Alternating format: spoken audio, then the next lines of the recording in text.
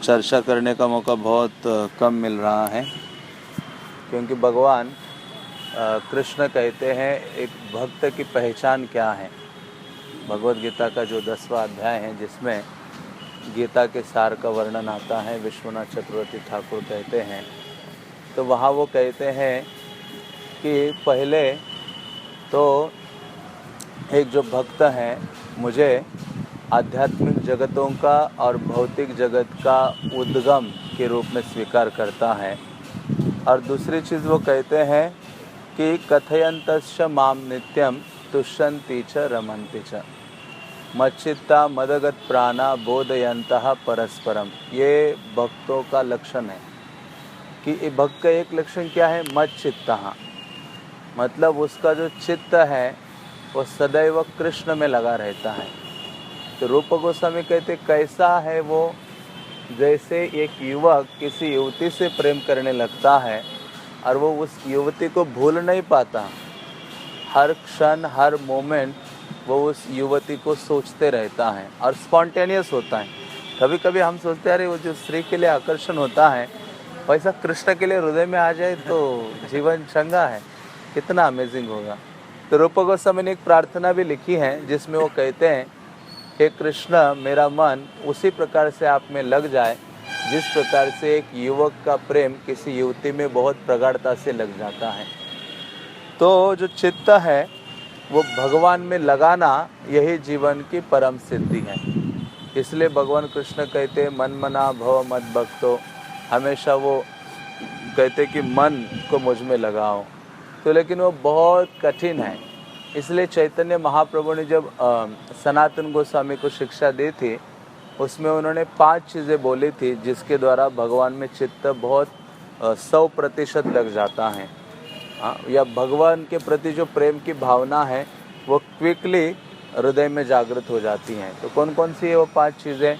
तो चैतन्य महाप्रभु ने कहा साधु संग, साधु साधु मंस जो भगवान के प्रति आसक्त हैं, ऐसे भक्तों का संग करना।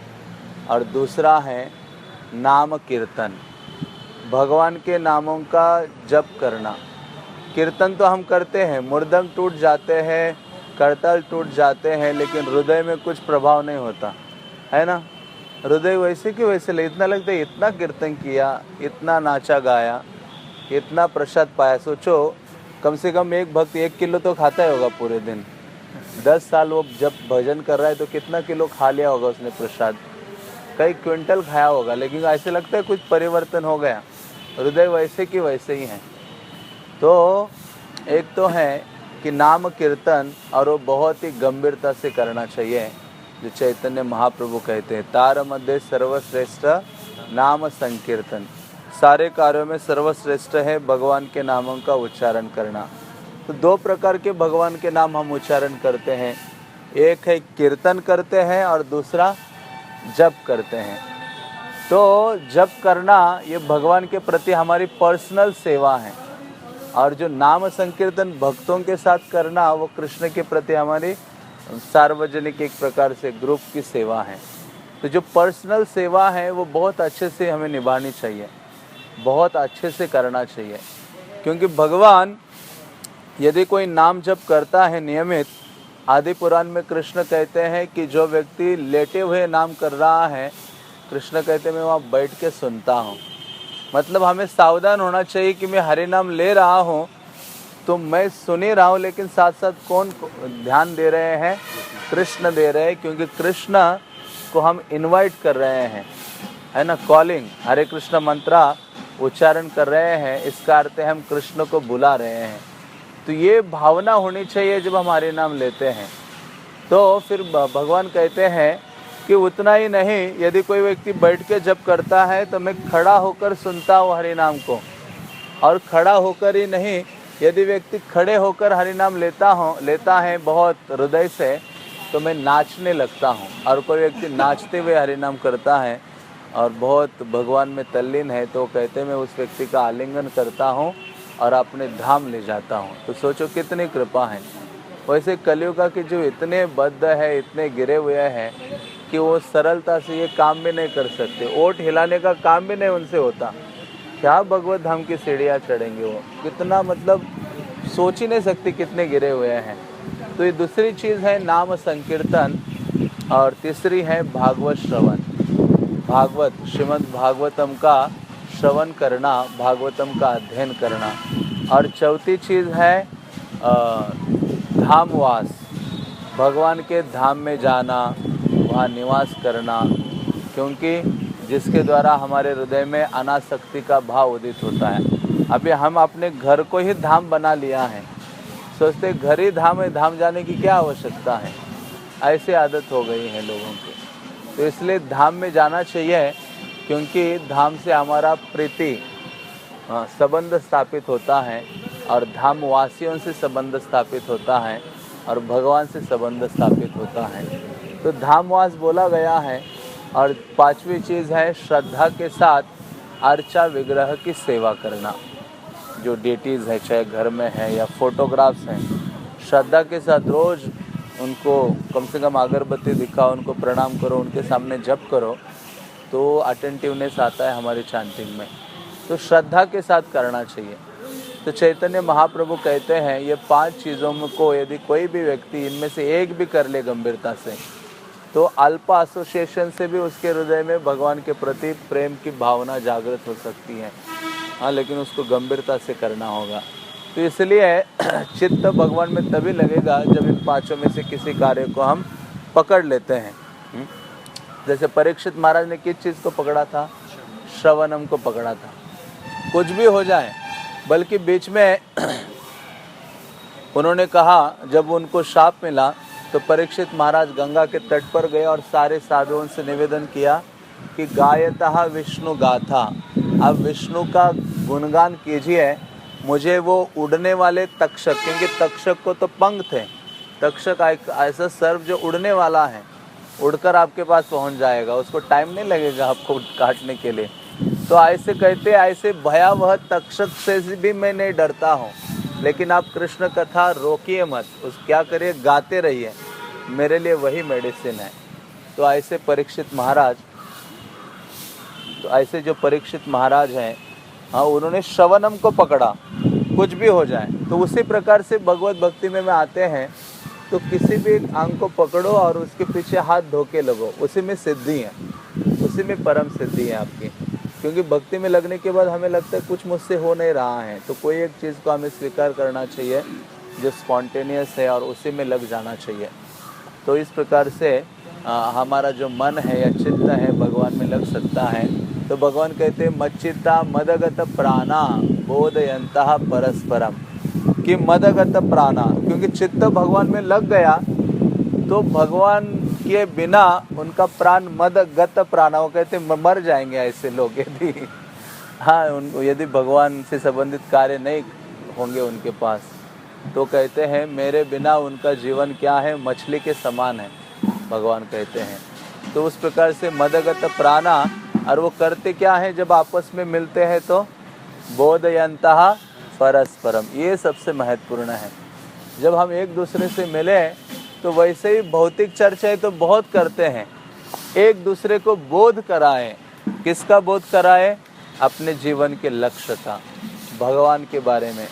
तो बोधयंता परस्परम, और क्या करते हैं, कथयंतश्च माम नित्यम, निरंतर मेरी कथा, मेरा गुणगान करते रहते हैं, कभी कभी नहीं, कैसे निरंतर, नित्यम बोला गया है।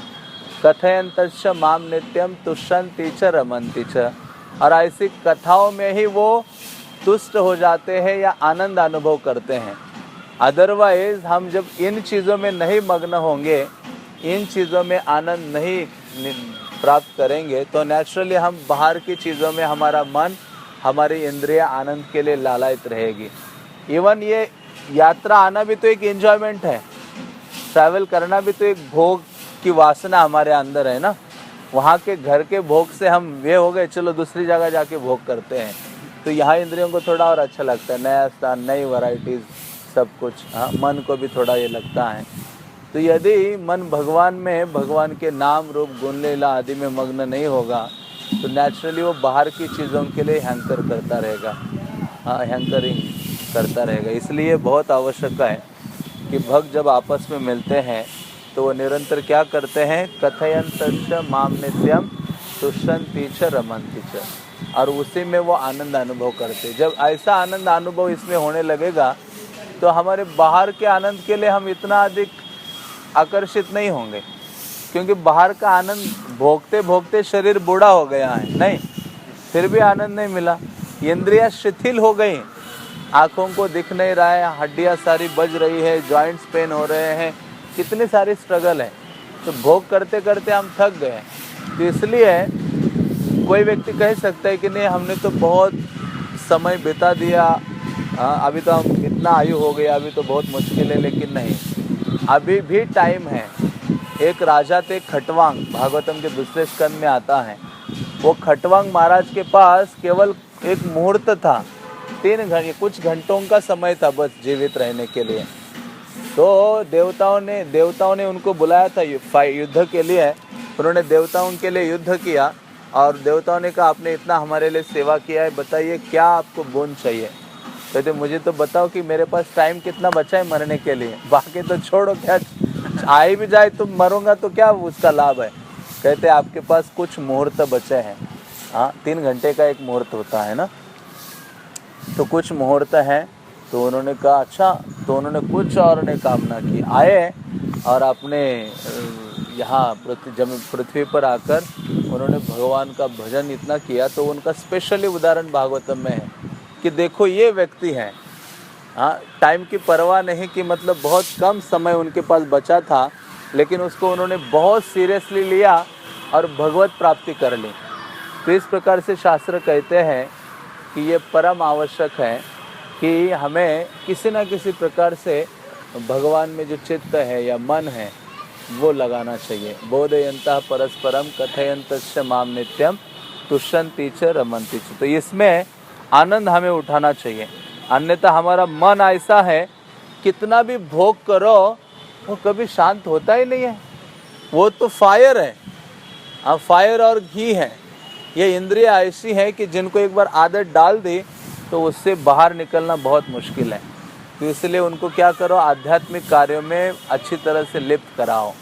और ये यात्रा आने का ये भी एक उद्देश्य है कि इंद्रियों को सब कुछ स्पिरिचुअल चीज़ें प्रोवाइड करना, आँखों के लिए भगवत दर्शन, भगवान के धाम का दर्शन, कानून से अधिक अधिक, क्योंकि मनन चिंतन वही होगा जो हमने देखा है और जो हमने सुना है।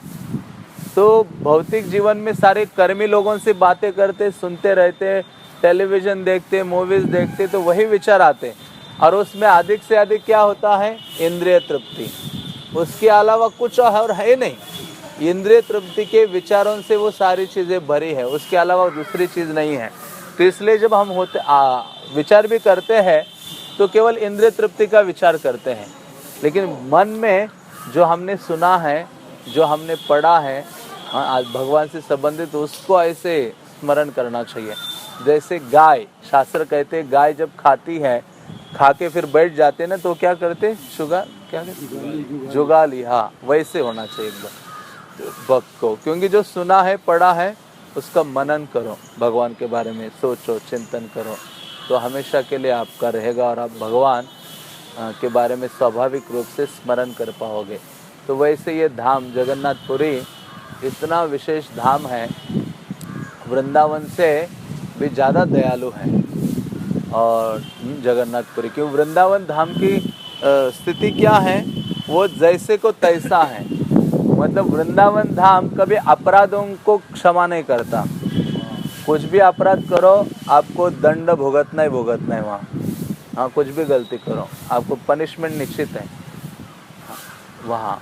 और इसलिए स्पिरिचुअल एक्टिविटी करो तो ग्रोथ है, और कुछ भी गलती करते हो वृंदावन जाकर तो आपको क्या है, पनिशमेंट निश्चित है। तो इसलिए वैसे कहते हैं कि वो माधुर्य धाम है वृंदावन, वो तो बहुत परम हंसों के लिए है। इसलिए गौर किशोरदास बाबा जी, जगन्नाथ दास बाबा जी ने कहा हम तो इतने साल रहे, हम तो मायापुर चले जाते, यहाँ कोई रिजल्ट जल्दी आने वाला नहीं है वृंदावन में।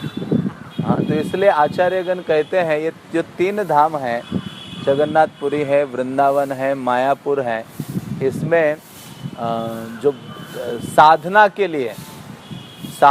लिए जो अच्छा धाम है, स्थान है, वो कौन सा है? जगन्नाथपुरी।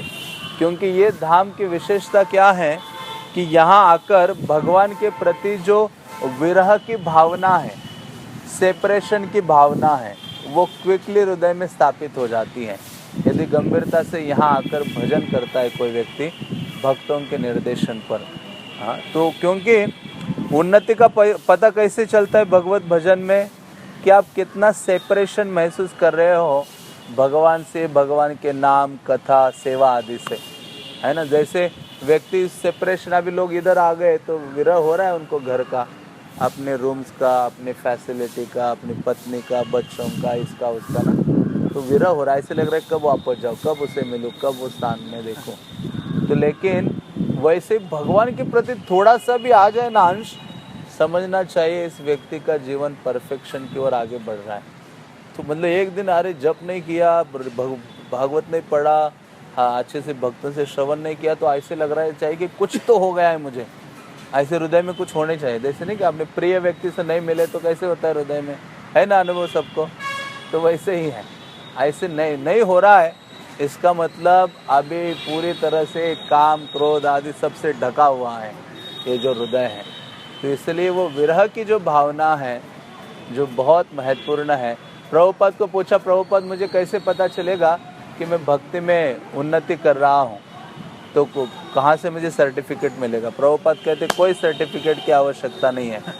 प्रभुपाद कहते हैं कि बस ये पता करो कि तुम्हारे अंदर काम और लोभ, काम वासना और जो लोभ है, ग्रीड है, कितना कम हो रहा है। ये दो जितने कम हो रहे हैं वो समझो कि आपका भगवत भजन क्या हो रहा है? बढ़ रहा है। दो चीज़ें कम नहीं हो रही हैं, इसका मतलब है अभी कोई परिवर्तन नहीं है हमें। तो इसलिए प्रभुपाद को पूछा था कि प्रभुपाद बताइए कि कैसे हमें पता चले कि मैं भक्ति में उन्नति कर रहा हूँ या नहीं। कोई किसी से पूछे सर्टिफिकेट कुछ मिले हमें। प्रभुपाद कहते कोई सर्टिफिकेट की आवश्यकता नहीं है, ये दो चीज़ें खुद ही देख लो। कौन सी दो चीज़ें? काम वासना, लस्ट, और दूसरा है ग्रेड, लोभ। ये दो चीज़ें कम हो रही हैं, उसका मतलब है आप भगवान भक्ति के पाथ में क्या हो रहे हो? उन्नति कर रहे हो, आगे बढ़ रहे हो। हाँ, ये स्वाभाविक है। तो इस प्रकार से वास्तव में जब हम धाम आते हैं और ये जगन्नाथपुरी धाम है, वो इस भावना को हमारे हृदय में क्या करता है? स्थापित करता है, विरह की भावना। विरह की भावना वैसे देखा जाए तो ये पूरा हमारा गौड़िया संप्रदाय इसी पर बसा है। विरह, महाप्रभु यहाँ रहे, किससे विरह महसूस कर रहे थे? राधा रानी के भाव में वो थे, लेकिन कृष्ण से विरह महसूस कर रहे थे। यहाँ दो पर्सनैलिटीज हैं, एक तो जगन्नाथ जी हैं, वो उनको विरह है। किससे विरह है? राधा रानी से। इसलिए तो उनका रूप ऐसा इतना गोल गोल आके गोल गोल हो गया। क्यों? Feeling separation from Radha Rani. और ये जो कृष्ण, ये जो चैतन्य महाप्रभु हैं, वो राधा रानी का मूड लेकर कृष्ण से विरह अनुभव कर रही है। तो इस प्रकार से ये इस धाम का नाम एक भी है, विरह क्षेत्र भी कहते हैं यहाँ इस धाम को। जगन्नाथपुरी के तो ऐसे कई सारे नाम हैं, विरह क्षेत्र है, श्री क्षेत्र है, शंख क्षेत्र है, पुरुषोत्तम क्षेत्र है, नीलाचल है, और क्या नीलाद्री है। कितने सारे नाम हैं इस धाम के, और हर नाम के बहुत अमेजिंग मीनिंग और अर्थ हैं। तो इस प्रकार से यहाँ ये दोनों धाम पाए जाते हैं। वृंदावन भी पाया जाता है यहाँ, और दूसरा जगन्नाथपुरी भी। तो चैतन्य महाप्रभु जब आते थे यहाँ, तो चैतन्य महाप्रभु को तो ऐश्वर्य अच्छा नहीं लगता था, क्योंकि राधा रानी वृंदावन वासियों को वृंदावन के अलावा कोई द्वारका वगैरह अच्छा नहीं लगता है। तो चैतन्य महाप्रभु राधा रानी के भाव में थे। तो चैतन्य महाप्रभु जब जगन्नाथ टेम्पल जाते थे तो वो द्वारका महसूस करते थे कि वो कुरुक्षेत्र है। वो कौन सा स्थान है? कुरुक्षेत्र। और महाप्रभु यहाँ आते थे, इसलिए चैतन्य महाप्रभु ने ये गुंडीचा मंदिर है, इस स्थान का नाम चैतन्य महाप्रभु ने दिया था सुंदराचल। क्या नाम था? सुंदराचल, या सुंदराचल मीन्स वृंदावन। तो महाप्रभु को जब वृंदावन के विरह की अनुभूति होती थी तो महाप्रभु 2 जगह जाते थे। एक तो ये स्थान है और दूसरा कल हम रात को गए थे टोटा गोपीनाथ। हाँ, जहाँ गोपीनाथ है और जहाँ बागान वगैरह हैं तो वहाँ वृंदावन की अनुभूति चैतन्य महाप्रभु करते थे। तो वहाँ उसके सामने एक पर्वत है, चटक पर्वत। तो ऐसा सारा जो वृंदावन का अनुभव चैतन्य महाप्रभु को जगन्नाथपुरी में होता था। और महाप्रभु कभी उस सी के किनारे जाते थे तो महाप्रभु समंदर के उस नीले जल को देख के उनको कौन सा आभास होता था? यमुना का। तो इस प्रकार से चैतन्य महाप्रभु वृंदावन की भावना को भी यह अनुभव करते थे। हाँ, तो ऐसे चैतन्य महाप्रभु जगन्नाथपुरी में निवास किए और निवास करके चैतन्य महाप्रभु ने सबको जो ये चीज़ की शिक्षा दी, विशेष रूप से भगवान जगन्नाथ के प्रति कैसे विरह और प्रेम की भावना होनी चाहिए। तो ऐसे महाप्रभु की कई सारी लीला जगन्नाथपुरी में है। और विशेष रूप से यह गुंडीचा, तो ये 2 स्थान है। जब राजा इंद्रद्युम्न, जाना है ना इंद्रद्युम्न के बारे में? इंद्रद्युम्न महाराज पता है, जिनके कारण जगन्नाथ जी यहाँ प्रकट है। राजा, अभी तो टाइम ही नहीं मिला हमारे सारे लोगों को कुछ थोड़ा सा सुनाना चाहिए था इंद्रद्युम्न ना। तो जो राजा इंद्रद्युम्न थे उन्होंने डिज़ायर व्यक्त की थी। वो कहाँ के राजा थे? अवंती, उज्जैन के राजा थे। तो वहाँ उन्होंने डिज़ायर व्यक्त की, मैं ऐसे देखना चाहता हूँ अपने आँखों से भगवान को, आई टू आई, डायरेक्ट। तो फिर आता एक तीर्थयात्री के द्वारा पता चलता है, फिर वो ढूंढते ढूंढते यहाँ पहुँचते हैं अपने मंत्री की सहायता से। और जब पहली बार राजा इंद्रद्युम्न नारद मुनि के साथ उन्होंने अपनी जर्नी शुरू की, कहाँ से? उज्जैन से। तब राजा और रानी, उनके वाइफ का नाम था गुंडीचा। क्या नाम था? गुंडीचा। तो राजा और रानी ये दोनों निकले कि हमें जाना है यहाँ इस स्थान में जहाँ भगवान नील माधव के रूप में निवास करते, उनको दर्शन करना है। तो जितने भी प्रजाजन थे कहते हमें कुछ जीवन नहीं चाहिए हमारा। उन्होंने, प्रजाजनों ने सब कुछ त्याग कर वो राजा और रानी के साथ निकले उज्जैन से और यहाँ आए। पहले तो आए वो कटक के पास महानदी है, उसके तट पर आए। तो वहाँ लोकल जो उड़ीसा का राजा था उनके द्वारा पता चला कि जिस भगवान को आप देखने जा रहे हैं, जिनकी कामना कर रहे हो, वो ही जग यहाँ से क्या हो गए हैं? अप्रकट हो गए हैं। इसलिए भगवान ने कहा, उस राजा ने कहा अभी जाने का क्या लाभ है? लेकिन नारद मुनि कहते नहीं, चलो आप। तो नारद मुनि इस स्थान को नीलाचल कहते हैं या नील पर्वत वगैरह ना। तो नारद मुनि उनको लेकर यहाँ आते हैं, इस स्थान में आते हैं। नारद मुनि उनको लेके आते हैं यहाँ। तो नारद मुनि ने कहा, हे राजा इंद्रद्युम्न, आप मेरे साथ चलो। तो इंद्रद्युम्न आए इस स्थान पर और यहाँ आए तो देखा कि ये तो बहुत बड़ा जंगल है, तो यहाँ क्या करेंगे ऐसे जंगल में? तो फिर नारद ने कहा कि यहाँ हम यज्ञ करेंगे जिसके द्वारा भगवान प्रकट हो जाएंगे उस यज्ञ से, और फिर उनकी आराधना वगैरह करेंगे। तो ये जो गुंडीचा मंदिर का एरिया है ना, इसको सबसे पहले स्थापित किया और इसको महावेदी कहा गया है। महावेदी मीन्स राजा इंद्रद्युम्न सर्वप्रथम जब यहाँ आए तो उन्होंने यहाँ सबसे पहले यज्ञ किया। और यज्ञ किया तो यज्ञ से भगवान नरसिम्हा देव निकले। हाँ, वो यज्ञ नरसिम्हा, हाँ इधर है ना मंदिर पूरा, तो यज्ञ नरसिम्हा प्रकट होते हैं, ऐसे सुंदर है। तो ऐसे नरसिम्हा देव निकलते हैं जिनकी आराधना, उनकी स्थापना करते हैं नारद के आधार पर, आदेश पर। और फिर बाद में इसी स्थान, ये जगन्नाथ जी का बर्थ प्लेस है। कौन सा प्लेस है ये? बर्थ प्लेस है गुंडीचा मंदिर। जगन्नाथ जी का प्राकट्य यहाँ हुआ था।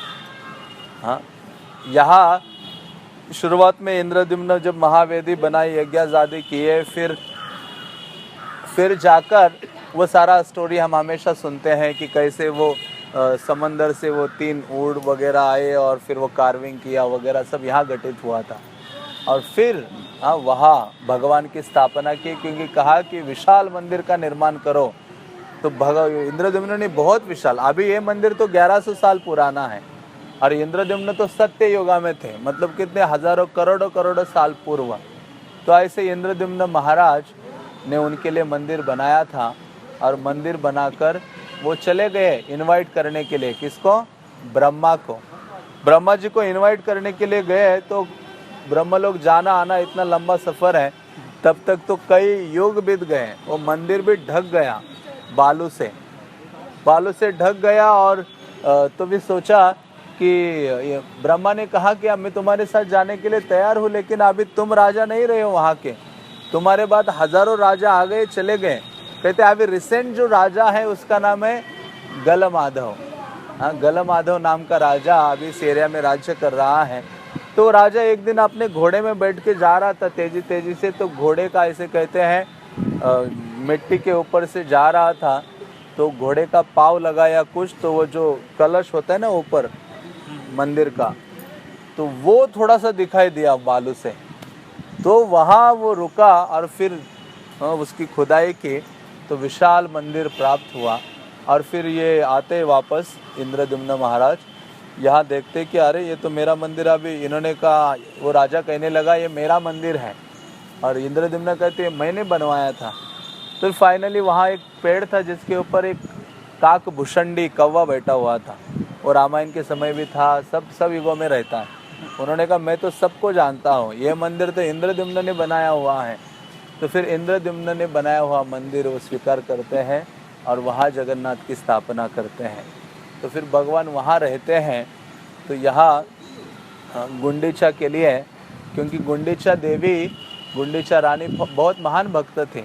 जब इंद्रद्युम्न ने 3 वर मांगे थे, उनकी तो डिज़ायर थी कि मुझे पुत्र चाहिए, लेकिन उनके हस्बैंड ने क्या मांगा था वर भगवान से, मुझे कोई, क्योंकि भगवान जब स्थापित हो गए, सब कुछ हो गए, भगवान इतने आनंदित थे, जगन्नाथ बलदेव सुभद्रा।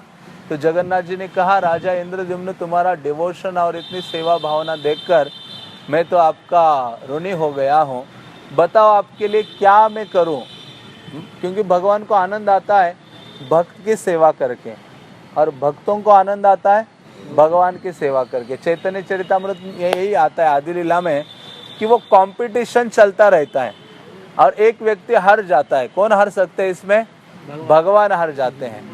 वो वर्णन करते हैं कृष्णदास कविराज आदि लीला में चैतन्य चरितामृत के गोपियों का इतना सुंदर सुंदर वर्णन करते, जिसमें वो कहते, कृष्ण सोचते हैं कि मेरी सेवा करके इनको इतना आनंद देख रहा हूँ, इनकी आंखों में, चेहरे में इतना आनंद अनुभव कर रहे हैं, तो भगवान कुछ उनके लिए करते हैं और फिर वो करती है कुछ गोपिकाएं उनकी सेवा, तो और गोपिकाएं आनंदित होती है। तो भगवान को लालसा हो जाती है कि अरे मुझसे अधिक इनको आनंद आ रहा है, मुझे इनके जैसा बनना है। तो वही कृष्ण क्या बनते हैं? चैतन्य महाप्रभु। वो आनंद जानने के लिए, वो आनंद समझने के लिए। और वास्तव में यह पहली बार कृष्ण को पता चला जब कृष्ण द्वारका में थे, सत्यभामा के महल से कृष्ण रुक्मिणी के महल में जाते हैं सुबह सुबह। जब सुबह सुबह रुक्मिणी के महल में जाए तो रुक्मिणी इतनी आनंदित हो गई, उन्होंने बहुत सारा फ्लावर्स, रोड बनाया फ्लावर्स का, दिए जलाए, जल ला दिया, भगवान के स्वागत के लिए बहुत चीज़ें की। भगवान आए सत्यभामा के महल से रुक्मिणी के महल में, सुबह सुबह उनका स्वागत आदि किया। ये चैतन्य मंगल में ये लीला आती हैं। उनका आरती वगैरह उतारा, सब किया और भगवान को सुंदर आसन दिया बैठने के लिए। और आसन देकर उनके चरण उसने पकड़े रुक्मिणी देवी ने, और चरण पकड़े, चरण को ऐसे अपने हाथों में रखा और वो छाती में ऐसे लगा रही थी कृष्ण के चरणों को रुक्मिणी देवी। तो वो लगा रही थी और बार बार ऐसे उनको चूम रही थी और अपने माथे में लगा रही थी और रोए जा रही है, रोए जा रही है, रोए जा रही है। कृष्ण कहते रुक्मिणी क्या हो गया? कहते आप कभी नहीं समझेंगे। वो समझने के लिए कहते आपके चरण कमलों में इतना अधिक आनंद और ये छुपा हुआ है, आपको, आप समझ में ही नहीं आएगा आपको ये। हाँ, तो कृष्ण चकित हो जाते। कहते पहली चीज़, कहते मेरे अपमान कर रहे हो, ऐसी कौन सी चीज़ है इस त्रिभुवन में जो मुझे पता नहीं है? इसलिए वो कहते मैं तो ज्ञाता हूँ, सारे जगत का ज्ञाता हूँ ना, परम ज्ञाता हूँ मैं, लेकिन क्या ऐसी चीज़ है एक जो मुझसे छुपी हुई है? तो कहते हैं कि जो आपके चरणों में जो आनंद है ना, सेवा करने से जो एक भक्त को मिलता है, वो आपको कभी अनुभव नहीं होगा। और ये जानने के लिए पहले तो भगवान कहते कि और बोलो, और थोड़ा एक्सप्लेन करो। तो वहाँ रुक्मिणी देवी भगवान के चरण कमलों की महिमा के बहुत उदाहरण बोलती हैं, बहुत कुछ समझाती है। फिर कृष्ण कहते रुक्मिणी पहली बार मैंने लाइफ में ऐसी कोई चीज़ सुनी है, आज तक मैंने ऐसा सुना नहीं। तो भगवान आनंदित हो जाते हैं और फिर कहते कि कैसे मुझे पता चलेगा। राधा रानी कहते एक डिवोटी का हृदय आपको अपने हृदय में, कहते हार्ट ट्रांसप्लांट करना ना, तो वो करना पड़ेगा। किसका हृदय? तो कहते राधा रानी को। डायरेक्ट रुक्मिणी ने एक ही व्यक्ति का नाम लिया है। यदि हमें कोई डाउट हो, इसलिए राधा रानी कृष्ण को जान सकती हैं और किसी के बस की बात नहीं है। तो रुक्मिणी किसी और का नाम ले सकती थी, कोई और डिवोटी, ये वो कई सारे डिवोटीज, नहीं, रुक्मिणी ने, वो भी एक अपने आप में इतनी बड़ी भक्त है, इतनी भगवान की महान शक्ति है, विभूति है, लेकिन फिर भी उसने किसका नाम लिया? राधा रानी का। उनको पता है राधा रानी का स्तर क्या है, राधा रानी की टॉप मोस्ट स्थिति क्या है। तो ऐसे राधा रानी का नाम लेते ही कृष्ण ऐसे कांपने लगते वहाँ रुक्मिणी के सामने। और ऐसा हो रहा था तो उसी समय एक भक्त पहुँचे। कौन पहुँचे होंगे? नारद। कुछ भी ऐसा कुछ होता है वहाँ एक भक्त पहुँच जाता है। इसलिए वैदिक शास्त्रों में जो, जैसे कुकिंग में आप करते हो तो मसाले नहीं हो तो टेस्ट नहीं आता ना, तो भगवान की जितनी लीला होती है उसमें मसाला डालने का, फ्लेवर डालने का सेवा किसके पास है? नारद के पास। जो आप कोई भी पुराण उठा लो, वृंदावन लीला, जहाँ मर्जी लीला उठाओ, ये नारद का काम ही आके फ्लेवर ऐड करते हैं, तो भक्तों को आनंद आता है, कृष्ण को भी आनंद आता है। तो ऐसे कृष्ण जब जानते हैं और सुनते हैं तो गदगद हो जाते हैं। तो इस प्रकार से जो सेवा का जो भावना है बहुत अधिक है, उत्तम है, जिसके द्वारा भक्त विजय प्राप्त करता है। तो इंद्रद्युम्न ने बोला कि आपकी सेवा देखकर, ये सब देख के मैं तो हैरान हो गया हूँ, मांगो। तो अभी ये इंद्रद्युम्न एक्चुअली भक्त का गुण है, मतलब भक्ति में उन्नति करते हैं तो अपने लिए वो करने की भावना उसकी खत्म होने लगती है। क्योंकि जितना हम अधिक भोग की भावना और त्याग की भावना का पता कैसे चलता है, सेवा भावना और भोग की भावना, जितना अधिक अपने आप को हम केंद्रित करते हैं हर सिचुएशन में, एवरीडे लाइफ में या किसी भी स्थिति में अपने आप को केंद्र बिंदु बनाते हैं और सब चीज़ें हम अपने भोग के लिए, अपने नाम के लिए, रिस्पेक्ट के लिए चाहते हैं, तो समझना चाहिए भोग भावना मेरे हृदय में बढ़ रही है। लेकिन जैसे ही दूसरों के लिए कुछ करने की भावना आती है, सैक्रिफाइस करने की भाव, सेवा करने का भाव दूसरों के लिए, तो समझना कि भगवत भक्ति बढ़ रही है। तो इसलिए इंद्रद्युम्न महाराज की हृदय भावना देखो, उन्होंने जो भी भगवान से मांगा, अपने लिए कुछ नहीं मांगा, तीनों चीज़ें भगवान से मांगे, खुद के लिए कोई एक भी नहीं थी उसमें से। और पहली चीज़ मांगी उन्होंने, मैंने कई बार बोला हूँ, पहली चीज़ क्या मांगे थे? भगवान मुझे कोई संतान नहीं चाहिए, पुत्र नहीं चाहिए, है ना।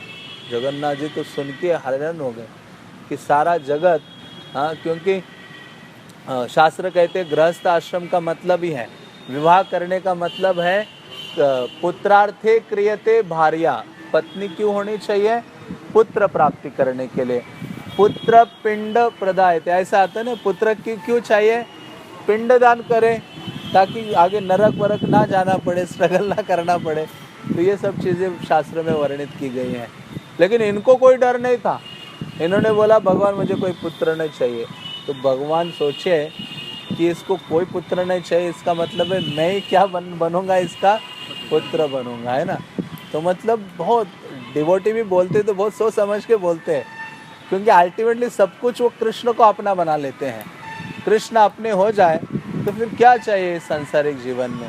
तो ऐसे इन्होंने कहा, इन्होंने ये बोला कि मेरा कोई पुत्र आदि होगा तो इतना मंदिर, आपकी सेवा, इतना सुविधा, इतना धन, फैसिलिटी, वो क्या करेंगे? भोग करेंगे, अपना अधिकार उसमें जमाएंगे। तो कहते नहीं चाहिए, हाँ मुझे नहीं चाहिए। फिर दूसरी चीज़ उन्होंने मांगी थी, क्या था दूसरी चीज़? मैंने संडे भी बोला था, ज़्यादा से ज़्यादा दर्शन देंगे। हाँ, ज़्यादा से ज़्यादा आपके किवाड़ जो है वो खुले रहने चाहिए, अधिक से अधिक दर्शन मिले ये जगत के लोगों को, क्योंकि तव दर्शनात् मुक्ति, हे भगवान आपका दर्शन करने मात्र से जीव इस सांसारिक यातनाओं से मुक्त हो जाते हैं। तो इसलिए जगन्नाथ के दर्शन हमेशा खुले रहते हैं, भक्त लोग जाते हैं और देखते रहते हैं। जगन्नाथ को देखना मीन्स उनके आईज को देखो, उनकी आंखों में ना बहुत कंपैशन है, आंखें ऐसी गोल क्यों है? क्योंकि बहुत उनमें दया करुणा भरी पड़ी है भगवान जगन्नाथ में। और तीसरी चीज क्या मांगी थी उन्होंने?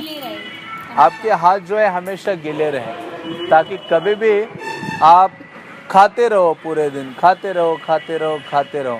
क्योंकि लोगों को एक ही चीज अच्छी लगती है, क्या? खाते रहो खाते रहो, खाना ही अच्छा लगता है। जहाँ भी ले जाओ सबसे पहले उठते ही पहले पदार्थ है खाना है आज। ये भूख नाम की चीज नहीं बनाते ना तो हम इतना मेहनत नहीं करता कोई व्यक्ति, है ना। तो ये बहुत स्ट्रगल है। तो भगवान बहुत दयापूर्वक खुद स्वीकार करते, इतना खाते हैं। वो खुद के लिए नहीं खा रहे, किसके लिए खा रहे? भगवान खा भी रहे हमारे लिए। अब देखो, हम अपने लिए खाते हैं तो भगवान खाते भी हैं तो केवल जीवों का कल्याण करने के लिए। तो ऐसी चीज़ें महाराज इंद्रद्युम्न ने भगवान से मांगे थे।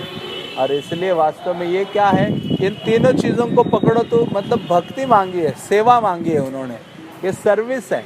इसलिए चैतन्य महाप्रभु ने कहा, न धनम न जनम न सुंदरीम कविता वा जगदीश कामये मम जन्मनि जन्मनीश्वरे भवताद भक्तिर अहेतु की त्वयि। हे कृष्णा, मुझे बस आपकी अहेतु की भक्ति दो जिसमें सब कुछ छुपा हुआ है। तो ऐसी महाराज इंद्रद्युम्न की भावना थी। अभी गुंडीचा का प्रश्न रह गया। कुछ डिसीजन पति अकेला लेता है ना तो पत्नी को दिक्कत होती है, नहीं? तो भगवान ने सोचा, अरे पुत्र नहीं चाहिए, ठीक है, लेकिन पत्नी, स्त्री का स्वभाव है ना, उनको चिल्ड्रंस चाहिए। तो भगवान ने कहा, अच्छा गुंडीचा देवी आप चिंता मत करो, आज से ये कृष्ण, बलराम और मैं क्या हूँ, आपके पुत्र हूँ।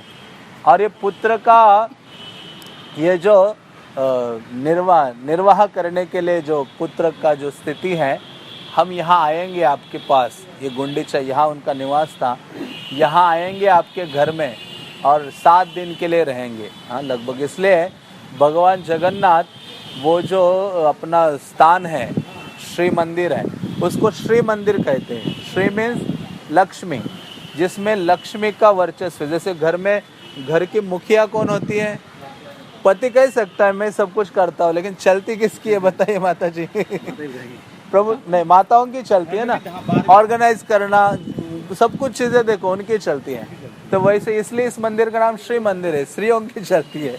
Shri means Lakshmi actually. तो वहाँ श्री मंदिर, तो भगवान भी जगन्नाथ जी उनके कंट्रोल में है लक्ष्मी देवी के। बहुत अमेजिंग था। मैं लास्ट ईयर रथ यात्रा में था, मतलब लाइफ में बहुत सालों की डिज़ायर थी। पिछले साल पूरा मैं रथ यात्रा के 10-12 दिन इधर ही रहा। पूरा रथ यात्रा यहाँ आना और वह देखना, अनुभव करना, फिर भगवान 7 दिन यहाँ थे रोज। यहाँ तो अभी ऐसे लग रहा है रथ यात्रा, भगवान यहाँ पहुँचते आके देखो, उस मंदिर में कोई नहीं जाता, एक भी व्यक्ति नहीं दिखेगा वहाँ। हज़ारों लोग यहाँ, सारे ये शॉप्स वगैरह, प्रसाद, चहल पहल हो रही है। और यहाँ दर्शन क्या है, बहुत नज़दीक से होते हैं। वो भगवान बहुत अंदर है, इसका गर्भगृह भी छोटा है, सब कुछ बड़ा बड़ा और बहुत क्लियर रहता है और यहाँ इजीली होता है। इसलिए कहते हैं यहाँ आकर एक बार दर्शन करते हैं तो कई हज़ारों बार वहाँ दर्शन करने के समान है। हाँ, इसलिए शास्त्र कहते हैं कि गुंडीचा में आकर भगवान जो विशेष रूप से आते हैं, यहाँ अंदर बैठते हैं, तो एक बार आके क्या करना चाहिए, उनका दर्शन करना चाहिए। तो मैं स्पेशली रहा था इस बार।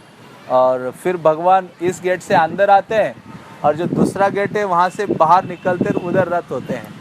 तो फिर भगवान पहुँचते हैं ना, पहुँचते हैं तो उसके दूसरे दिन क्या करते हैं भगवान, वो सोनावेश गोल्ड पहनते हैं। इतना गोल्ड पहना था, मैं हैरान हो गया। और वो देखने के लिए आपको ये सारा रोड बंद रहता है, कोई गाड़ी वगैरह नहीं, आपको चलना, यहाँ से चल के उस मंदिर में वहाँ जाके दर्शन, भगवान बाहर ही रहते रथ के ऊपर 2-3 दिन, और वहाँ ही आपको दर्शन करना होता है। हज़ारों किलो भगवान गोल्ड पहनते हैं, इतने बड़े हाथ पाँव और बहुत कुछ पहनते हैं ऐसे ना, गोल्ड के सारे इतने बड़े बहुत कुछ पहनते हैं, और वो दर्शन करना अमेजिंग है।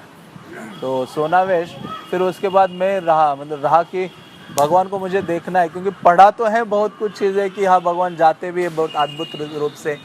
जब भगवान अंदर प्रवेश करते हैं ना तो उनको एंट्री नहीं होती, क्योंकि भगवान जब वहाँ से निकलते रथ के लिए, तो हमने स्नान मंडप देखा, तो भगवान ज्येष्ठ पूर्णिमा में स्नान करते हैं वहाँ, हाँ, स्नान करना तो एक बहाना है, ताकि उनको वो द्वारका छोड़ने का मन कर रहा था ना। बहुत दिन घर में रहो तो लगता है ना यात्रा में निकलो, अभी बहुत हो गया। तो भगवान भी साल में एक बार यात्रा में निकलते हैं, तो वो स्नान करते हैं, फिर वो बीमार हो जाते हैं ऐसे कहते हैं।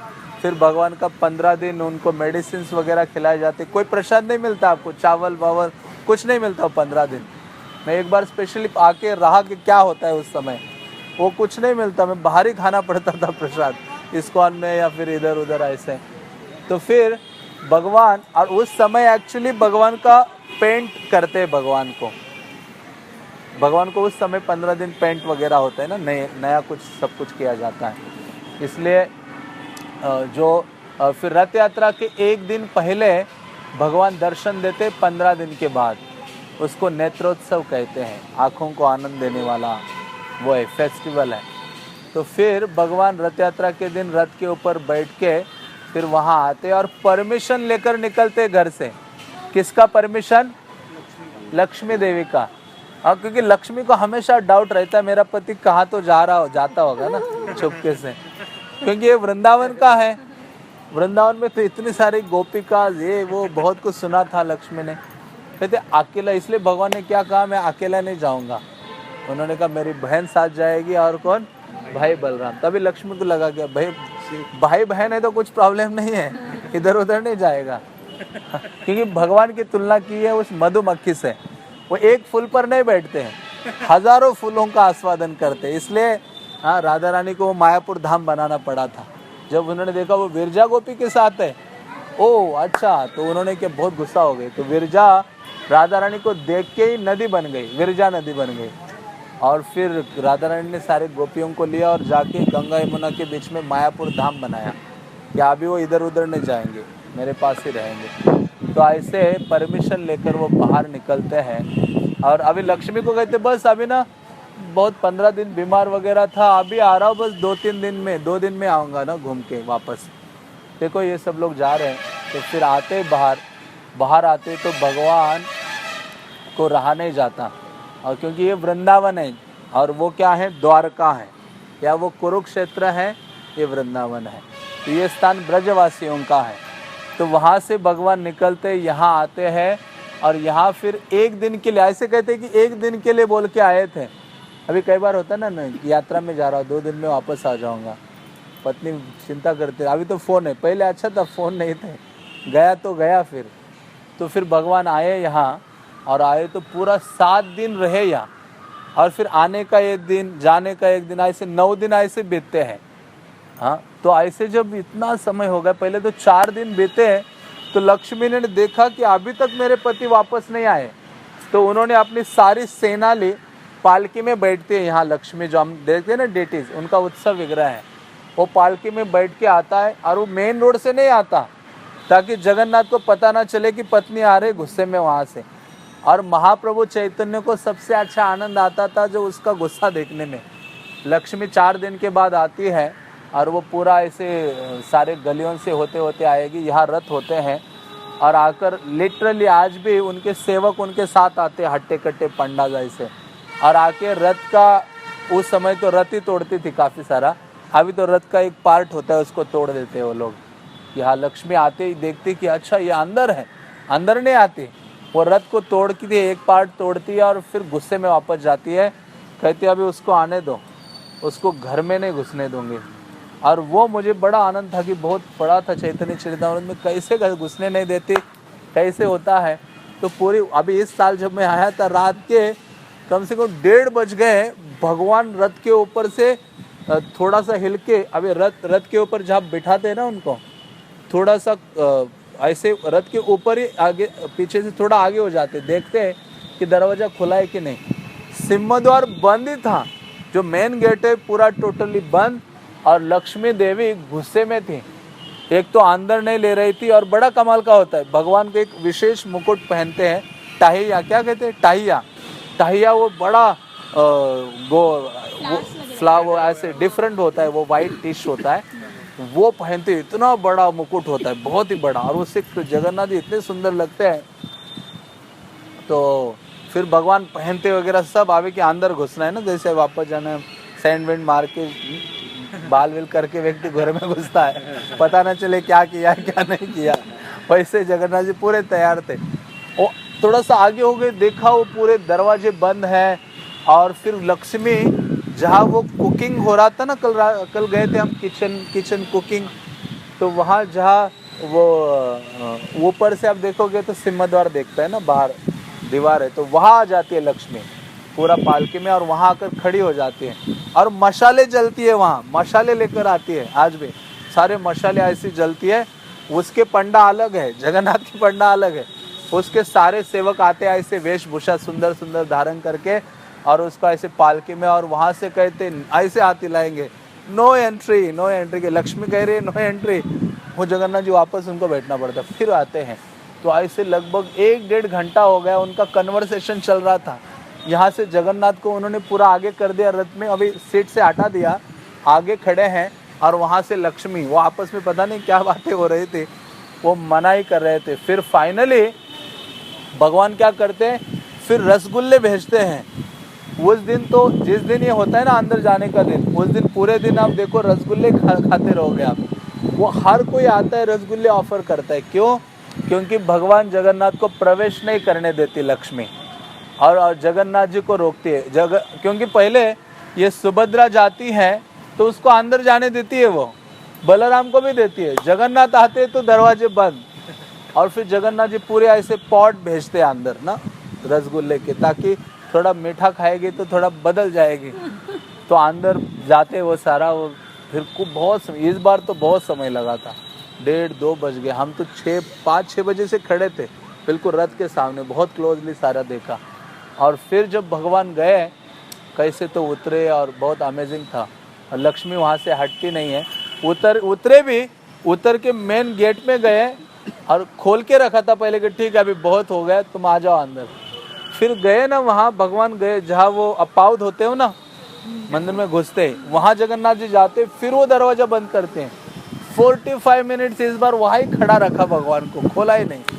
फिर उसके बाद खोला, 2 बजे के बाद भगवान अंदर गए उस दिन। तो ऐसा जगन्नाथ की विशेष लीला होती है, जो आते हैं विशेष रूप से अपने भक्तों को मिलने के लिए जगन्नाथ मंदिर छोड़ते हैं और गुंडीचा में आके रहते हैं। तो इसलिए ये गुंडीचा भी विशेष स्थल है। जगन्नाथ जी अपने आप में बहुत विशेष देव हैं, इसलिए कलियुगा के जो विग्रह हैं वो कौन से हैं? जगन्नाथ। कलियुग का धाम जगन्नाथपुरी है। तो ऐसा जो जगन्नाथपुरी है उसका लाभ उठाना चाहिए, और अधिक से अधिक भगवान के बारे में श्रवण करना चाहिए, पढ़ना चाहिए। जिससे क्या होगा, हमारा मन और बुद्धि के लिए वो फूड मिलेगा, जिससे हमारा स्वाभाविक हो जाएगा फिर भगवान का स्मरण करने के लिए। और फिर जहाँ जहाँ नेत्र पड़े तहाँ तहाँ कृष्ण स्फुरे, ऐसी भावना आनी चाहिए कि जहाँ जहाँ हम देखें भी तो भौतिक चीज़ों से एक तो आकर्षित नहीं हो पाए, और भगवान को ही या भगवान से संबंधित देख पाए। जैसे बंसीदास बाबा जी महाराज थे, वो रेलवे स्टेशन जाते थे तो वहाँ वो देखते थे कि ट्रेन का पहिया ऐसा गोल है, वो देख के उनको जगन्नाथ की आँखों की याद आ जाती थी। अच्छा, ये मेरे प्रभु की ऐसी आँखें हैं, तो उसी में मग्न हो जाते थे। तो इस प्रकार से जो जगन्नाथपुरी है ये बहुत बहुत विशेष धाम है। भगवान का दर्शन करने, प्रसाद पाने यहाँ आना चाहिए, और उसके साथ साथ भगवान का स्मरण क्या करना चाहिए, हमें बढ़ाना चाहिए, यह स्मरण अधिक से अधिक करना चाहिए। चैतन्य महाप्रभु इसलिए, चैतन्य महाप्रभु ऐसा एक भी दिन नहीं गवाते थे, ऐसा एक भी दिन वर्णन नहीं आया कि महाप्रभु आज जगन्नाथ मंदिर नहीं गए हों। प्रतिदिन चैतन्य महाप्रभु जगन्नाथ मंदिर जाते थे, सुबह उठते थे, समंदर स्नान करते थे महाप्रभु, ऐसा वर्णन आता है। स्नान करके चैतन्य महाप्रभु अपने 2 सेवकों को लेकर जाते थे, एक तो काशीश्वर थे और दूसरे गोविंद थे। काशीश्वर बहुत बलशाली भक्त था, हाइटेड, और क्योंकि बहुत भीड़ होती थी तो ऐसे एक हाथ से ऐसे कई लोगों को इधर उधर कर देता था। और जो गोविंद था महाप्रभु का पात्र वगैरह वो संभालता था। तो महाप्रभु जाते थे अंदर, तो वहाँ एक गड्ढा हुआ करता था, अभी तो हम पाइप से पाँव धोते हैं, वहाँ एक गड्ढा था जिसमें महाप्रभु पाँव डुबाते थे। पाँव डुबाना मीन चरणामृत हो गया ना वो पूरा का पूरा। पीछे की सारी मंडली सोचती थी बस पान करो, महाप्रभु कहते थे पीने नहीं देना किसी को, ध्यान रखो गोविंद, कोई नहीं पीना चाहिए। लेकिन एक बार बंगाल से एक भक्त आया, महाप्रभु ने कहा गोविंद इसको बोलो जितना चाहे उतना पी लो। क्यों? क्योंकि उस भक्त की जो श्रद्धा है वो भगवान के भक्तों का उच्चिष्ट पाने में और उनका चरणामृत जल पीने में बहुत थी। वो ऐसा भक्त था, झड़ू ठाकुर उनका नाम था। बंगाल में पति पत्नी वो दोनों बहुत महान भक्त थे। वो हमेशा भक्तों का उच्चिष्ट कहाँ से मिले उसके लिए ढूंढते रहते थे। एक वर्णन आता है कि एक बार बहुत अच्छे मैंगोज उन्होंने खरीदे और किसी भक्त के घर गए, प्रभु जी आपके लिए नहीं हम आम भेंट लेके आ रहे हैं, आप इसको स्वीकार कीजिए। अभी जिसने स्वीकारे ना उसको पता था ये कुछ तो करेगा, हाँ, तो उन्होंने कहा हम ले लेंगे, आप चलिए घर वापस। तो वो जाते नहीं घर, वो घर के बाहर एक पेड़ था, उसके पेड़ के पीछे छुप जाते, वेट ही करते थे कि आम खा के गुठले और छिलके कब बाहर फेंकेंगे। और उन्होंने जब गुठले और छिलके बाहर फेंके बाद में वो चले गए तो इन्होंने वो महा खा लिया। ऐसा बहुत उदाहरण आता है उनका। तो ये चैतन्य महाप्रभु परमात्मा रूप में सबके हृदय में है। तो चैतन्य महाप्रभु जानते थे ये जो भक्त है इसका भक्तों का उच्चिष्ट ग्रहण करने में बहुत फेथ है। तो चैतन्य महाप्रभु जब वो पहली बार पुरी आए तो महाप्रभु ने आते ही कहा गोविंद को, मैं जब तक ये पुरी में रहेगा मेरा उच्चिष्ट प्रसाद इसी को मिलना चाहिए, महाप्रसाद।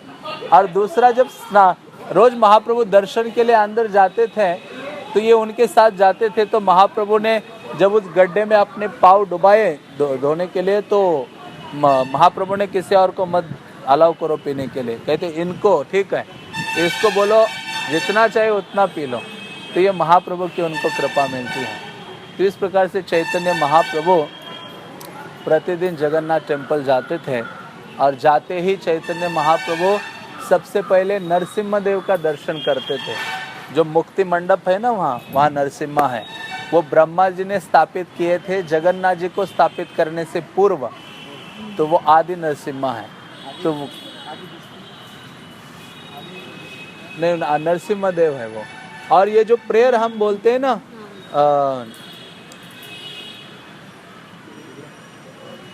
नरसिम्हा आरती है जो नमस्ते नरसिम्हाय, ये जो शुरुआत की लाइन है ये चैतन्य महाप्रभु बोलते थे, नमस्ते नरसिम्हाय। और ये तव कर कमल कर वरे ये उनका है, गीत गोविंद से लिया हुआ है, जयदेव गोस्वामी का।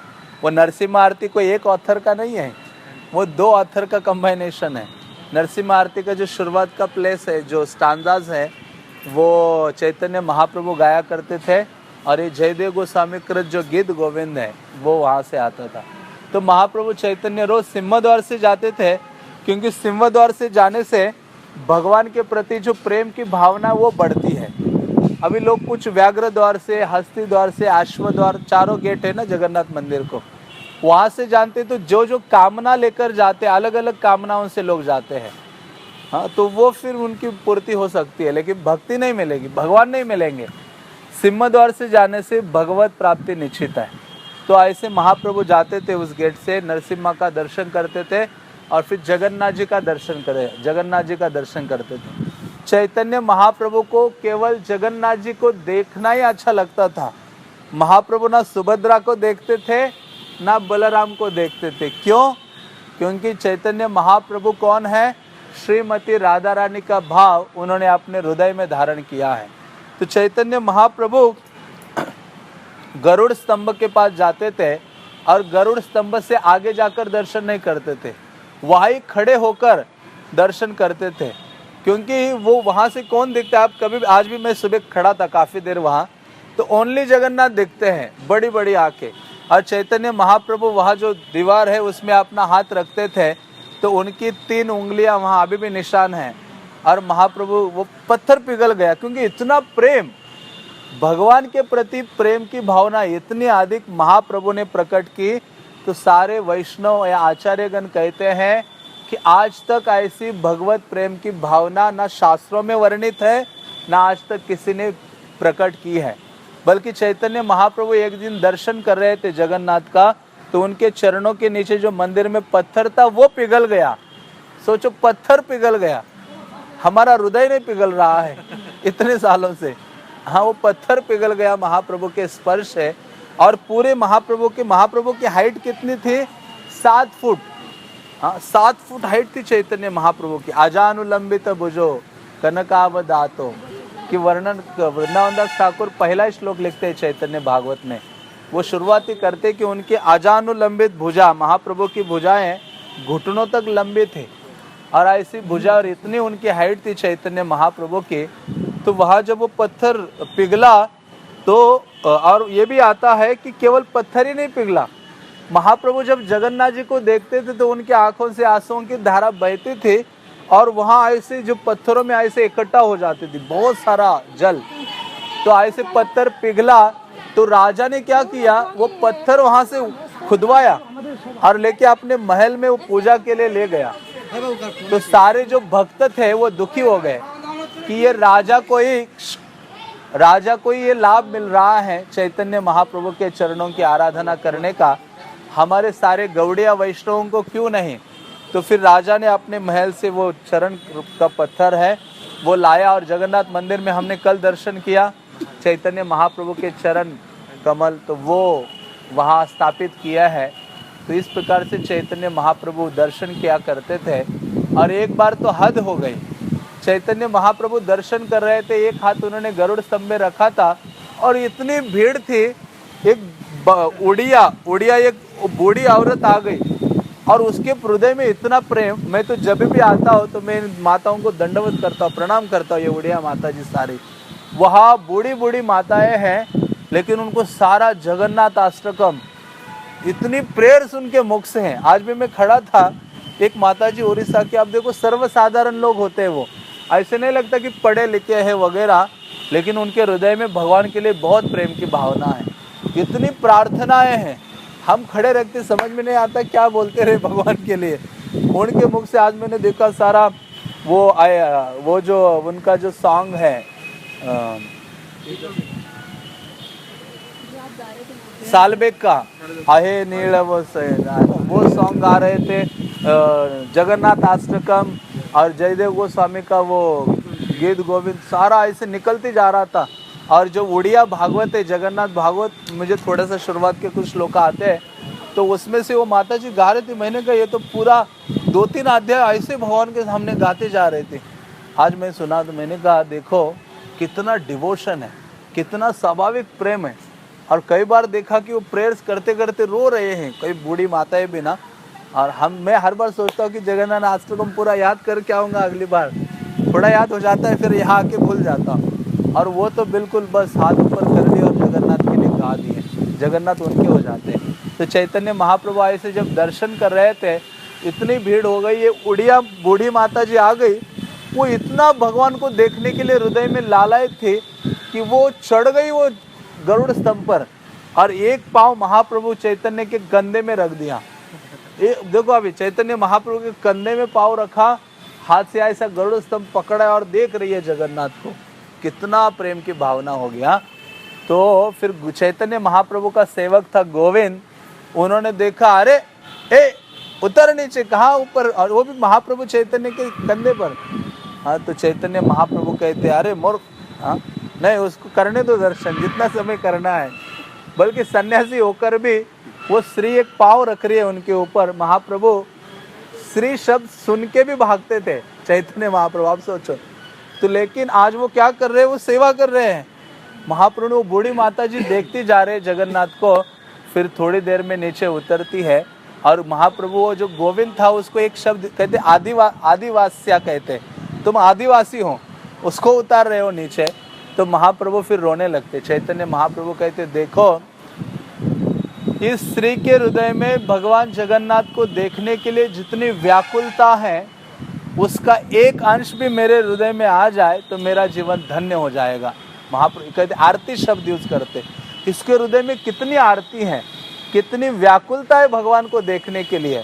हमारे हृदय में भगवान को देखने की व्याकुलता टीवी देखने की व्याकुलता है, चैनल चेंज करते रहते हैं ना लोग, लेकिन भगवान को देखने के लिए कोई व्याकुलता नहीं है। समंदर को देखने के लिए व्याकुल है, हाँ, लेकिन भगवान को देखने के लिए व्याकुल नहीं है। तो सोचो कितना दुर्भाग्य है।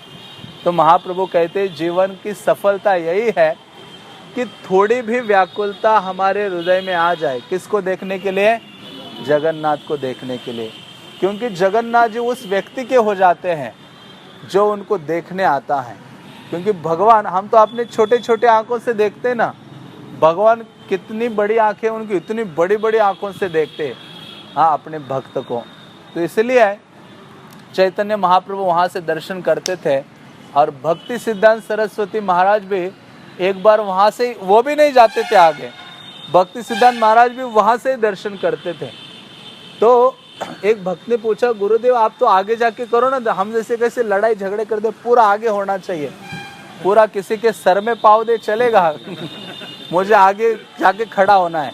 भगवान के बारे में कुछ समझ में आए ना आए क्या है, जनरली यहाँ जो पंडित पकड़ के ले जाता है, जनरल लोग आते हैं उनको पता नहीं क्या है, कहते वो जो काला दिख रहा है ना, काला वो भगवान है, वो जगन्नाथ है, वो सफ़ेद पीला, हाँ उतना ही समझ में आता है।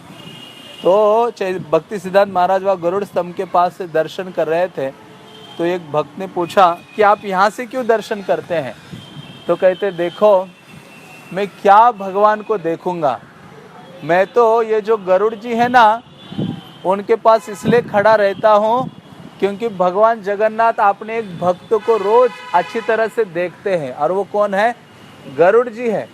जब उनके गरुड़ जी के चरणों में खड़ा रहूंगा तो भगवान उनको देखते रहते, उनसे प्रेम करते गरुड़ से, तो वो थोड़ा सा मुझे भी देख लेंगे, इससे मुझे क्या मिलेगी? उनकी कृपा मिलेगी। तो ये भावना उनकी थी। तो इस प्रकार से जगन्नाथ मंदिर में हर एक जो चीज़ है ना उसके पीछे कथा ही कथा है। ऐसे लगता है मंदिर बड़ा है, उतनी उससे बढ़कर क्या है जगन्नाथ मंदिर में? कथाएं हैं, उनका भगवान का महिमा है, हर एक चीज़ वहाँ बोलती है। हाँ जैसे वो चक्र है, सुदर्शन चक्र भी है, या इतने सारे हनुमान भी हैं, कितने सारे मंदिर हैं, वो हर मंदिर के पीछे क्या है? भगवान जगन्नाथ का हाथ है। वैसे हाथ तो दिखाई नहीं देते उनके, लेकिन उनकी लीलाएं हैं। तो ऐसा जो श्री क्षेत्र है, जगन्नाथ का स्थान है, वो भगवान की कथाओं से भरा पड़ा है। इसलिए इस संसार में किसी से प्रेम करना है तो किससे प्रेम करो? किससे? भगवान से, जगन्नाथ से। भगवान से प्रेम हो जाएगा तो आपका सबसे प्रेम हो जाएगा। जैसे कोई स्त्री, उसकी शादी हो जाती है युवती की, तो वो अपने पति से प्रेम करती है तो सबसे क्या होता है? उसका प्रेम का संबंध हो जाता है।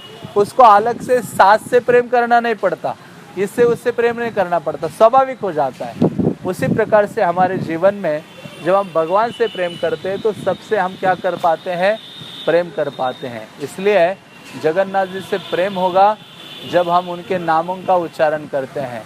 हरे कृष्णा कृष्णा कृष्णा हरे हरे, हरे राम राम राम हरे हरे। इसलिए भगवान आनंदित होते हैं जब उनके नामों का व्यक्ति उच्चारण करता है, जप करता है और उनकी सेवा करने का प्रयास करता है। तो हम तो 10:30 तो बजा ही दिए हमने, तो काफ़ी समय हो गया है।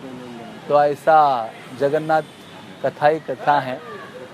भक्त हो फिर और अच्छा, भक्तों के संग में चर्चा करने में आनंद का वर्धन होता है। हरे कृष्णा। जगन्नाथ स्वामी के गुंडीचा यात्रा की निताय गौर प्रेमानंदे।